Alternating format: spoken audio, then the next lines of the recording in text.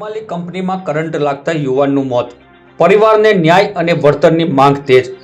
વડોદરા જિલ્લાના વાઘોડિયા વિસ્તારના દેણા ગામના રહેવાસી અજય પરમારનું વેમાલી સ્થિત વીજી આઈસર કંપનીમાં હેલ્પર તરીકે ફરજ દરમિયાન વીજ કરંટ લાગતા દુઃખદ મોત થયું છે. ઘટનાએ સમગ્ર વિસ્તારમાં શોકની લાગણી ફેલાવી છે. મૃતકના પરિવારને યોગ્ય વળતર અને ન્યાય મળે તે માટે લખન દરબારના નેતૃત્વમાં કંપની સામે આંદોલન શરૂ કરવામાં આવ્યું છે. પરિવારે નિષ્પક્ષ તપાસ અને જવાબદારો સામે કડક કાર્યવાહી કરવાની માંગ કરી છે. કંપની તરફથી હજુ સુધી કોઈ સત્તાવાર નિવેદન જાહેર કરવામાં આવ્યું નથી, જ્યારે સ્થાનિકોમાં પણ ન્યાયની માંગ વધુ પ્રબળ બની છે.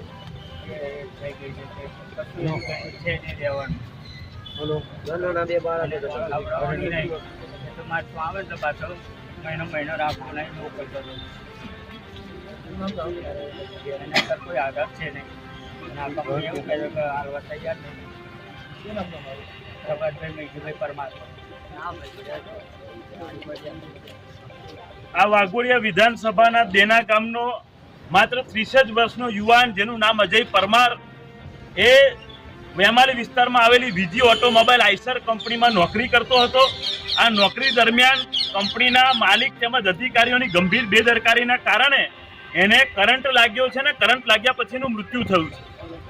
ત્યારબાદ એને એમ્બ્યુલન્સમાં નહીં પરંતુ પ્રાઇવેટ વ્હીકલમાં લઈ જવામાં આવ્યો, એ પણ ગંભીર પ્રશ્ન છે, એ પણ ગંભીર બેદરકારી છે. ત્યાર પછી પરમ દિવસનો બનાવ છે. આજ સુધી આ કંપની દ્વારા કોઈ પણ પ્રકારનું વળતર જાહેર કરવામાં આવ્યું નથી. અમે ઊભા છીએ, સંઘર્ષ કરીએ છીએ, લડત કરીએ છીએ અને આજે જાહેરાત કરું છું કે જ્યાર સુધી આ પરિવારને યોગ્ય વળતર નહીં મળે ત્યાર સુધી લખન દરબાર અન્નનો ત્યાગ કરશે. જ્યાર સુધી એના પરિવારને વળતર નહીં મળે ત્યાર સુધી હું અન્નનો એક દાણો પણ ગ્રહણ નહીં કરું, કારણ કે મારા ગામડાના લોકોનું મૃત્યુ થયું છે. મારા ગામડાના લોકો સાથે કોઈ ઊભું ના રહે ત્યારે લખન દરબાર એમની સાથે હંમેશા ઊભો છે. અને મૂળ બાબત એક જ છે કે ગામડાના લોકોનું મૃત્યુ થાય છે તો કોઈ જોવા તૈયાર હોતું નથી.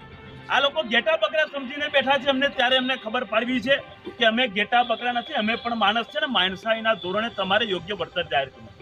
જો યોગ્ય વળતર જાહેર નહીં કરવામાં રાષ્ટ્રીય અધ્યક્ષ કરણી સેના રાજ શેખાવત બાપુ તેમજ વિદ્યાર્થી નેતા અલ્પેશભાઈ પુરોહિત સહિત અનેક ગુજરાતના નામી અનામી આગેવાનો આ પરિવારને ન્યાય અપાવવા માટે એસએચયુ હોસ્પિટલ વડોદરા ખાતે ઊભા થવાના છે. અને એક વસ્તુ તો નક્કી છે, જ્યાર સુધી એના પરિવારને ન્યાય નહીં મળે ત્યાર સુધી અમે ડેડ બોડીનો સ્વીકાર કરવાના નથી.